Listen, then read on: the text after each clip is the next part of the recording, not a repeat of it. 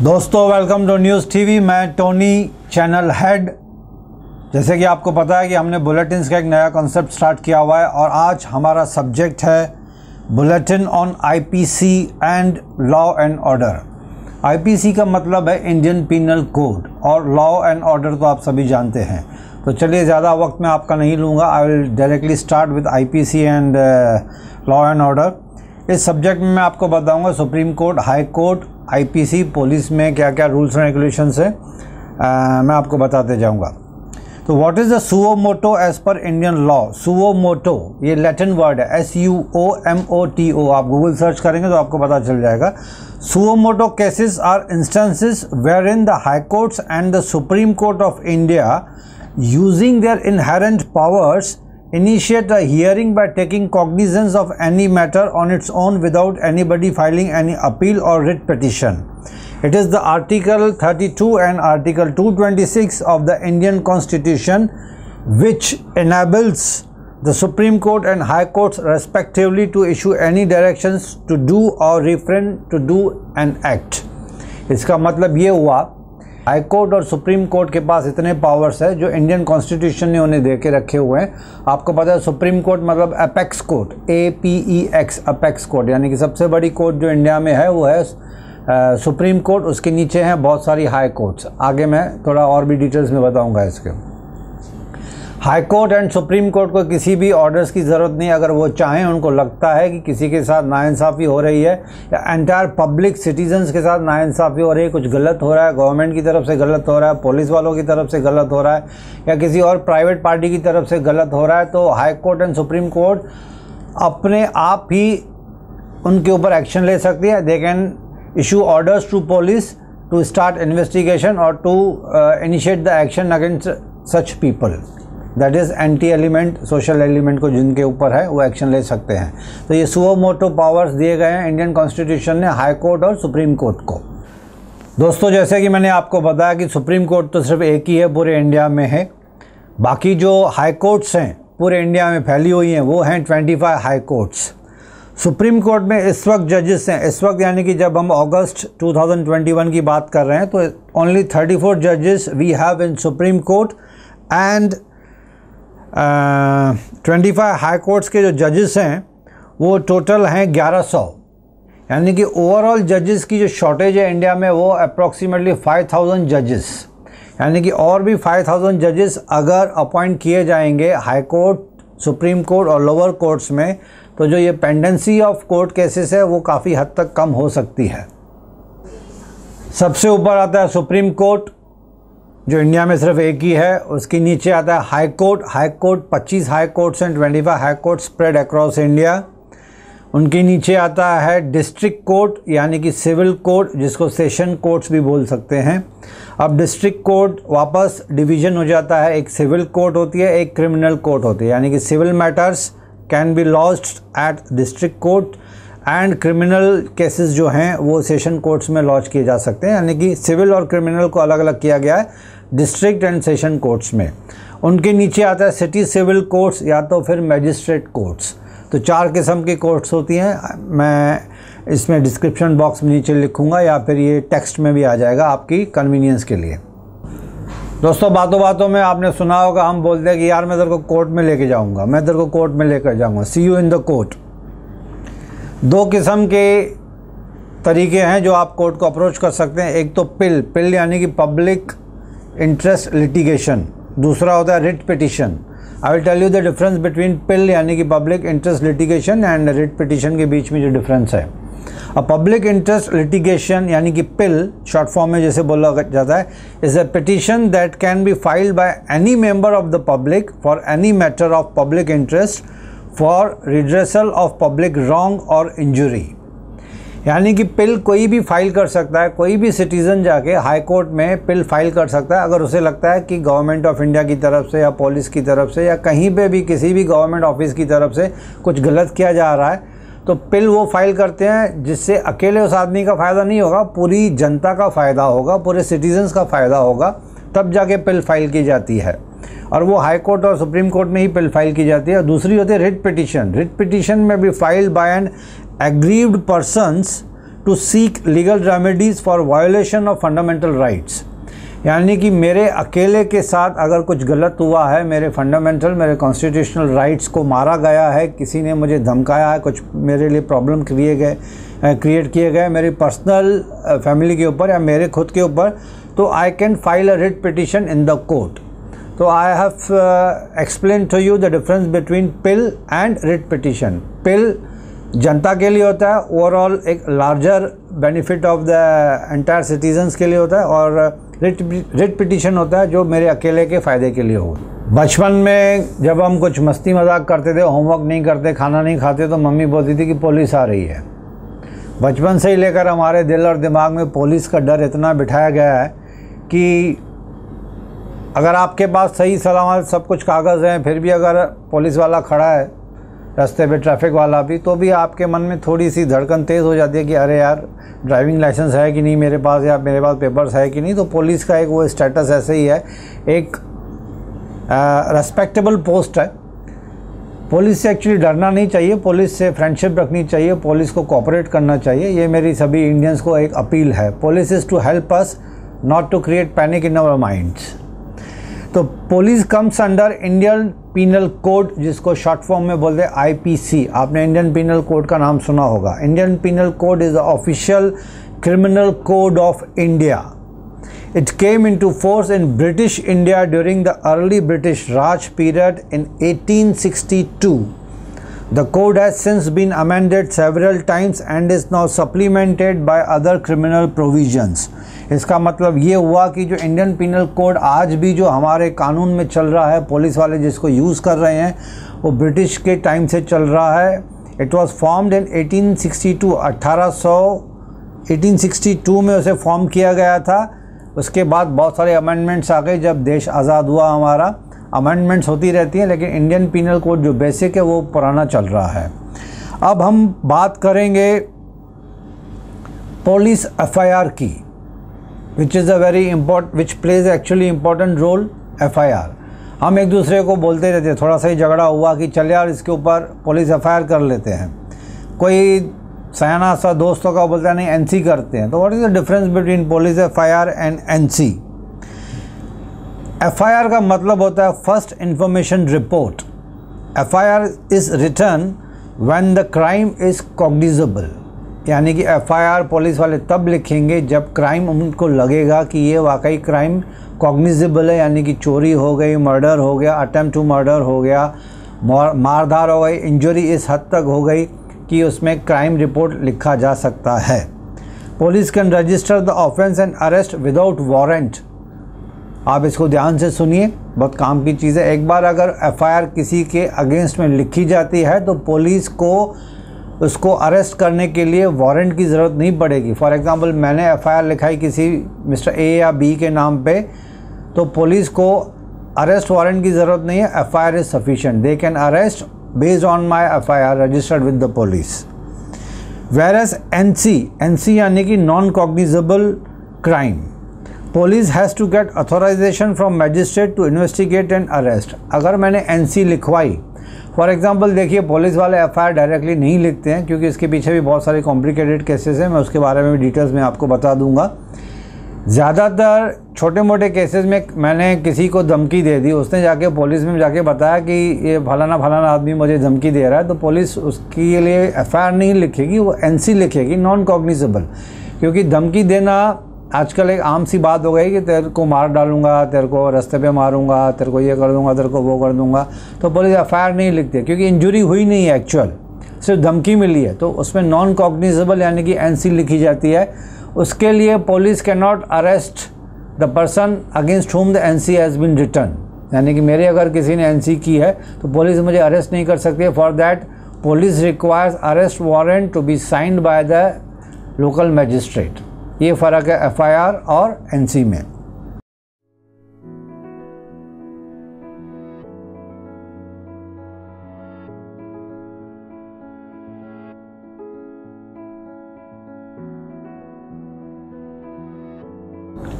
इसी FIR को आगे लेके जाते हैं और भी कई बार ऐसे देखा गया कि पुलिस FIR लिखती नहीं है, या लिखने में आनाकानी करती है, they are reluctant to write the FIR। उसके पीछे एक रीज़न ये है कि FIR अगर लिखी जाए तो विदिन 24 आवर्स उनको वो पेश करना पड़ता है लोकल मैजिस्ट्रेट के पास, और पुलिस के पास एक केस और एडिशनल आ जाता है, क्योंकि वंस FIR इज़ रजिस्टर्ड उसकी डॉक्यूमेंटेशन बहुत होती है। सेकेंड डे पे यानी कि 24 घंटे ख़त्म होने के बाद वो FIR लोकल मैजिस्ट्रेट के पास जाके जमा करवानी पड़ती है। लोकल मैजिस्ट्रेट वहाँ से ऑर्डर पास करते हैं उनको समन करने के लिए जो जिसके अगेंस्ट में FIR की गई है। तो पुलिस का केस बढ़ जाता है, उनका वर्कलोड बढ़ जाता है, और हर छोटी मोटी चीज़ के लिए FIR करना पुलिस के लिए भी प्रैक्टिकली फीजिबल नहीं हो जाता है, इसलिए वो NC लिखते हैं। बट इफ़ यू थिंक कि आप अगर विक्टिम है, आपके साथ चोरी हुई है या मारधार हुई है, अटेम्प्ट टू मर्डर हुआ है, बहुत ज़्यादा सीरियस केस हुआ है, इंजरी हुई है, अगर पुलिस वाले FIR नहीं लिख रहे हैं तो उस पुलिस ऑफिसर के अगेंस्ट में एक्शन लिया जा सकता है as per their own personal manual. He can be suspended, he और शी जो कोई भी है उनके ऊपर एक्शन लिया जा सकता है। 6 महीने की सज़ा भी हो सकती है, कुछ फिनेंशियल पेनल्टी भी डाल सकते हैं, डिपार्टमेंटल इंक्वायरी भी हो सकती है उनके ऊपर। तो FIR जो अगर नहीं लिख रहा है तो एक विक्टिम पुलिस स्टेशन में सीनियर्स को कांटेक्ट कर सकता है। ये रेमेडी है कि आप सुपरिंटेंडेंट या फिर पुलिस इंचार्ज के जो थाना इंचार्ज है उसके पास चले जाइए। अगर वो भी नहीं लिख रहे हैं तो आपके पास एक और रेमेडी है कि आप लोकल मैजिस्ट्रेट के पास डायरेक्ट चले जाइए, वो उनसे आप कंप्लेंट उनके पास रखिए, एक्नॉलेजमेंट ले लीजिए, या तो फिर वो फ़ोन पे पुलिस स्टेशन में ऑर्डर्स पास करेंगे या राइटिंग में ऑर्डर्स पास करेंगे कि ये विक्टिम की FIR लिखी जाए। एंड सबसे इम्पॉर्टेंट चीज़ ये है कि जब आप FIR लिखवा रहे हैं किसी भी पुलिस स्टेशन में तो friends make it a point compulsorily कि आप उसको एक्नॉलेज कर रहे हैं उस FIR को। उसके बाद उसकी कॉपी आपको हक है, पूरा 100% आपके पास हक है कि आप उसकी कॉपी पुलिस स्टेशन से ले सकते हैं।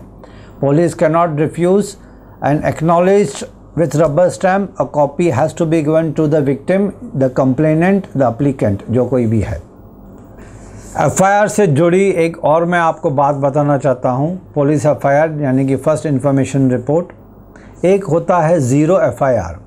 काफ़ी हिंदी फिल्मों में आपने देखा होगा कि जब विक्टिम किसी भी पुलिस स्टेशन में जाता है, या आप खुद ने भी एक्सपीरियंस किया होगा, जब आप पुलिस स्टेशन जाओगे तो वो पुलिस स्टेशन में जो ऑफिसर बैठा है वो बोलेगा कि भाई ये हमारी जुरिस्डिक्शन में नहीं आता है, this doesn't fall within our jurisdiction. आप फलाना एरिया में रहते हो तो आप उस एरिया के लोकल पुलिस स्टेशन में चले जाओ, हमारे यहाँ पे हम we can not write an FIR for you. ये गलत है। A person, a victim can lodge FIR in any of the nearest police station whether it falls under his or her jurisdiction or not। और वो police officer can not refuse. उस time पे आता है zero FIR। I repeat, zero FIR। वो police officer को zero FIR लिखनी है। उसके बाद वो zero FIR has to be converted into an FIR and has to be transferred to the concerned police station जो उसकी जुरिस्डिक्शन में आता है। इसका छोटा सा एग्जांपल मैं आपको दे रहा हूँ। For example, I stay at Vashi और मेरे साथ क्राइम हुआ है कल्याण में। अगर मैं वाशी में आके कंप्लेंट लिखवाने की कोशिश करूंगा तो पुलिस स्टेशन में मुझे कहा जाएगा कि नहीं, क्राइम तो आपका कल्याण में हुआ, तो आप कल्याण में जाके लिखवाइए। मैं बोलूँगा मैं रहता हूँ वाशी, मैं लिखवाऊँगा वाशी में। तो इस बहस में वो शायद मेरी FIR नहीं लिखेंगे, बट ये गलत है। मैं वाशी में रहूँ या मैं कहीं पे भी रहूँ, क्राइम कहीं पे भी हुआ है, मैं FIR कहीं पे भी लिखवा सकता हूँ। Police can not say no. In this case they have to write the zero FIR और वो बाद में कल्याण में वो फॉरवर्ड कर देंगे जहाँ पे एक्चुअल क्राइम हुआ है। This is called zero FIR। While the United Nations recommended standard is 222 यानी कि 222 पुलिस पर lakh persons, India's sanctioned strength is 181 police पर लाख पर्सन्स। यानी कि यूनाइटेड नेशंस ने तो 222 सैंक्शन किए हैं 1 लाख पब्लिक के पीछे, 222 पुलिस वाले, बट हमारे इंडिया में सैंक्शन हुए सिर्फ 181। This means there is an acute shortage of police personnel. Police में अभी भी काफ़ी भर्ती करने की ज़रूरत पड़ेगी क्योंकि बहुत ज़्यादा शॉर्टेज है। आप जब कभी भी पुलिस स्टेशन में जाओगे तो आपको पता चलेगा कि फलाने बंदोबस्त में कहीं पॉलिटिशियन की सिक्योरिटी के लिए कहीं कोई फेस्टिवल चल रहा है तो वहाँ पे पुलिस को भिजवा दिया गया है। तो पुलिस स्टेशन ही पूरी खाली हो जाती है। तो इसके लिए मैं कह रहा हूँ कि यूनाइटेड नेशंस के हिसाब से जो 222 1 लाख सिटीजन्स ऑफ इंडिया के पीछे होने चाहिए, लेकिन हमारे यहाँ पे ओनली 181, यानी कि there is an acute shortage of police. दोस्तों, हो सकता है ये सब्जेक्ट जो देख रहे हैं, ये वीडियो जो देख रहे हैं, हो सकता है उनको थोड़ा सा बोरिंग लगता हो, क्योंकि ये ड्राई है काफ़ी subject. The people who are interested only in police, FIR and all this thing, they may watch this video. तो मैं जानता हूँ इसमें बहुत सारे व्यूज़ एंड लाइक्स नहीं मिलने वाले मुझे, बट मैं आपका जनरल नॉलेज बढ़ाने के लिए मेरा इंटेंशन यही है कि my request and advice to all the youngsters कि इस वीडियो को ज़रूर देखें, एक बार पक्का देखें, अपने दोस्तों को भी दिखाएं, क्योंकि इसमें बहुत नॉलेज मिलेगा what exactly the functioning of police, law and order क्या होता है हमारे इंडिया में। एक बार आप ये वीडियो देखिए, अपने दोस्तों को भी दिखाइए। मैं अपने व्यूज़ बढ़ाने के लिए नहीं बोल रहा हूँ, just for your knowledge purpose के लिए बोल रहा हूँ। आपको पता है कि the main central intelligence and investigative agencies of India में क्या क्या है। इन्वेस्टिगेटिव एजेंसीज़ होती हैं जैसे कि CBI, क्राइम ब्रांच। हमने ऐसे पिक्चरों में तो देखा होगा, वेब सीरीज़ में, नॉवेल्स में, किताब से पढ़ा होगा, लेकिन मैं आपको थोड़ा सा डिटेल्स बता देता हूँ। The main investigative agencies in India are, number 1 पे है नेशनल काउंटर टेररिज्म सेंटर यानी कि NCTC। Second is intelligence bureau यानी कि IB। इंटेलिजेंस ब्यूरो इस तरह से काम कर दिया कि आपके पीछे इंटेलिजेंस वाले लग जाएंगे, आपको पता भी नहीं चलेगा। आपका फ़ोन रिकॉर्ड किया जाएगा, आपके सोशल मैसेजेस रिकॉर्ड किए जाएंगे, आपके घर के ऊपर निगरानी रखी जाएगी। बहुत सारे पॉलिटिशियंस एंड हाई प्रोफाइल लोगों के ऊपर इंटेलिजेंस ब्यूरो वालों की नज़र होती है। क्योंकि उनका पास्ट रिकॉर्ड शायद अच्छा नहीं हो सकता है, इसलिए उनके ऊपर इंटेलिजेंस वाले पीछे पड़ जाते हैं। तो इंटेलिजेंस ब्यूरो यानी कि IB बोलते हैं। Third is research and analysis wing. आपने देखा होगा आजकल एक नया ट्रेंड है RAW, इसका फुल फॉर्म है रिसर्च एंड एनालिसिस विंग। यानी कि एक था टाइगर में सलमान खान, टाइगर जिंदा है, सलमान खान अगेन, वो रॉ में काम करता था। जॉन अब्राहम की एक पिक्चर आई थी, वो रॉ में काम करता था। ऐसे बहुत सारे हीरोज़ दिखाएंगे कि रॉ में काम कर रहे हैं। रॉ में काम करना कोई इतना आसान नहीं होता है। रॉ की एक रूल, एक पॉलिसीज़ होती है, उसमें बहुत ही गिने चुने लोग रहते हैं, और आपके पड़ोस वाला रॉ में काम करता है, आपको पता भी नहीं चलेगा, क्योंकि वो हमेशा डिस्गाइज में रहते हैं। 25-30 सालों से वो रॉ में काम कर रहा है, लेकिन आसपास में किसी को पता ही नहीं चलता है। वो नाम के वास्ते, कवरअप के वास्ते और कोई बिजनेस दिखाएगा और कोई धंधा नौकरी दिखाएगा, but he will never reveal he is working with IB और he is working with raw. Next come central bureau of investigation यानी कि CBI। बहुत ही फेमस डिपार्टमेंट है। हम बार बार बोलते हैं कि अरे यार ये केस तो CBI के पास जाना चाहिए था, लेकिन उसके भी कुछ रूल्स हैं। बहुत सारे cases are taken care by the police, crime branch local. जब उनके हद के बाहर चली जाती है तो गवर्नमेंट ऑफ महाराष्ट्र या गवर्नमेंट ऑफ स्टेट लेवल पे, नहीं तो सेंट्रल लेवल पे उनको अथॉरिटी है to transfer the case from police to CBI। CBI stands for central bureau of investigation. Next comes national investigative agencies यानी कि NIA। आपने अगेन ये पिक्चरों में देखा होगा कि बहुत सारे हीरोज़ हैं जो NIA में काम करते हैं। ये ज़्यादातर टेररिज्म को टैकल करने के लिए या बहुत बड़े बड़े जो हाई प्रोफाइल केसेस होते हैं वो नेशनल इन्वेस्टिगेटिव एजेंसी, यानी कि जहाँ पे देश को ख़तरा होता है जिन चीज़ों से, उसमें नेशनल इन्वेस्टिगेटिव एजेंसी जो है वो एक्टिव हो जाती है। Next comes national intelligence grid. National intelligence grid यानी कि इंटेलिजेंस यानी कि इंटेल, हम बोलते हैं ना, इसमें इंटेल मिला, मुझे एक यहाँ से खबर मिली है, खबरी जिसमें फैले होते हैं, उसको बोलते हैं नेशनल इंटेलिजेंस ग्रिड। बहुत ही हाई प्रोफाइल जॉब रहता है ये भी। Last comes national crime record bureau NCRB। आजकल आपने देखा होगा एक क्राइम पेट्रोल, ये जो TV पे सीरियल चलते हैं, web series. National crime record bureau यानी कि एक बार अगर मैंने क्राइम कर लिया तो I will be registered as a criminal forever, और मेरी रजिस्ट्रेशन चली जाएगी ऑटोमेटिकली कंप्यूटराइज सिस्टम में नेशनल क्राइम रिकॉर्ड ब्यूरो में। तो वो पूरे ऑल ओवर इंडिया में सब पुलिस वालों को उनकी एक्सेस होती है। वो जब कभी भी, for example if I go to police या एज अ विक्टिम या एज एन एक्यूज्ड पर्सन, तो मेरा नाम अगर उसमें डालेंगे तो मेरा पूरा पास्ट रिकॉर्ड उनको पता चल जाएगा कि मैंने पिछले क्राइम्स कितने किए थे, कितनी सज़ा मिली थी, कहाँ कहाँ मैं बच गया था। Everything, all details will be are available actually in NCRB, that is national crime record bureau.